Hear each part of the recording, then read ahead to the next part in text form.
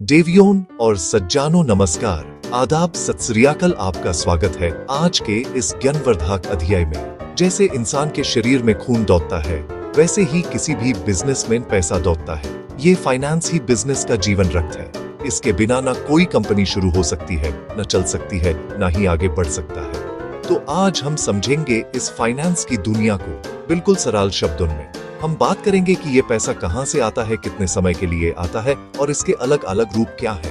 तो चलिए शुरू करते हैं ज्ञान का ये खेल। और हाँ, अगर आप ये वीडियो देख रहे हैं तो लाइक और सब्सक्राइब करना न भूलें। तो प्रश्न ये उठता है, आखिर ये बिजनेस फाइनेंस है क्या?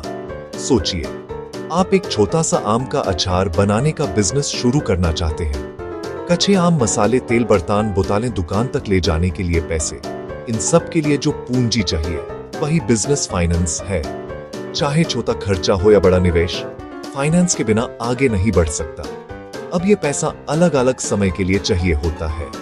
रोजमर्रा के खर्चे, कच्चा माल, सैलरी, नई मशीन, पूरी फैक्ट्री। इसी हिसाब पर हम फाइनेंस के सोर्सेस को 3 हिस्सों में बांटते हैं: short term finance, medium term finance, long term finance. आइए इन तीनों को एक एक करके विस्तार से समझें। पहला पड़ाव है शॉर्ट टर्म फाइनेंस। इसका मतलब है वो पैसा जो 1 साल या उससे कम समय के लिए लिया जाता है।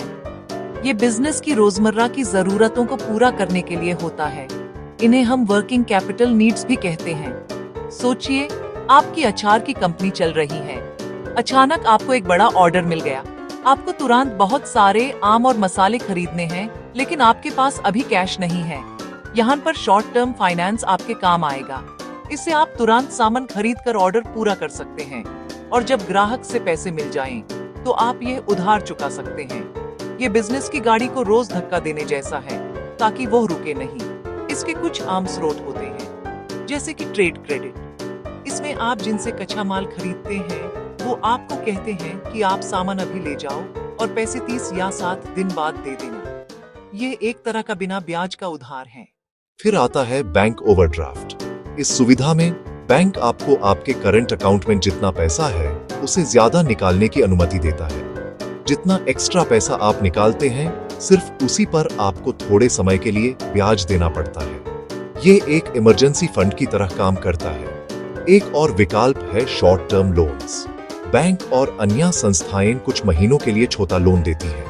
ये लोन किसी खास जरूरत के लिए लिया जा सकता है, जैसे फेस्टिवल सीजन के लिए एक्स्ट्रा स्टॉक भरना।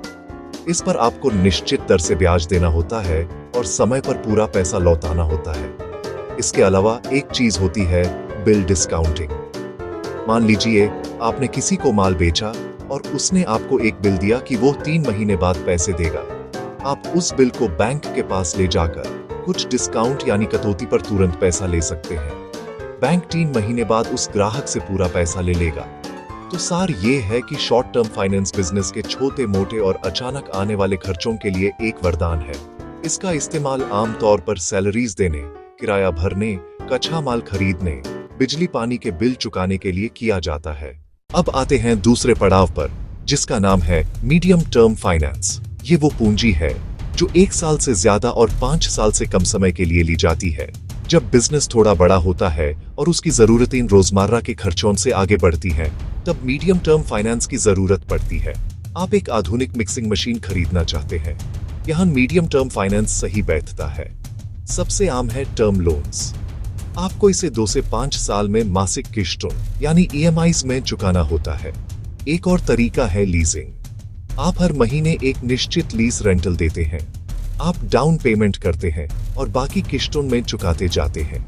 जब आखिरी किश्त चुक जाती है तो सामान आपका हो जाता है। Section 4, long term finance. बड़े सपनों के लिए बड़ी पूंजी, जो 5 साल से भी अधिक समय के लिए जुटाई जाती है। एक पूरी नई फैक्ट्री लगाना, ये सब काम बड़ी पूंजी और लंबे समय मांगते हैं। इक्विटी, डिबेंचर्स और रिटेन्ड अर्निंग्स, 3 स्तंभ। कंपनी अपनी मलकियत के हिस्से, शेयर्स बेचती है। कंपनी को यह पैसा वापस नहीं करना पड़ता। दूसरा, डिबेंचर्स। कंपनी इस पर निश्चित ब्याज देती है। तीसरा, long term loans from banks and financial institutions, और गिरवी रखे जाते हैं। चौथा, रिटेन्ड अर्निंग्स। ये कंपनी का अपना पैसा होता है जो मुनाफे से बचा कर रखा जाता है। जैसे एक डॉक्टर मरीज की बीमारी देखकर सही दावा देता है, वैसे ही एक बिजनेस के मालिक को बिजनेस की जरूरत देखकर सही फाइनेंस का स्रोत चुनना चाहिए। ये ज्ञान आपके लिए एक लाइफलाइन की तरह काम कर सकता है। याद रखिए, ज्ञान ही आपकी सबसे बड़ी पूंजी है।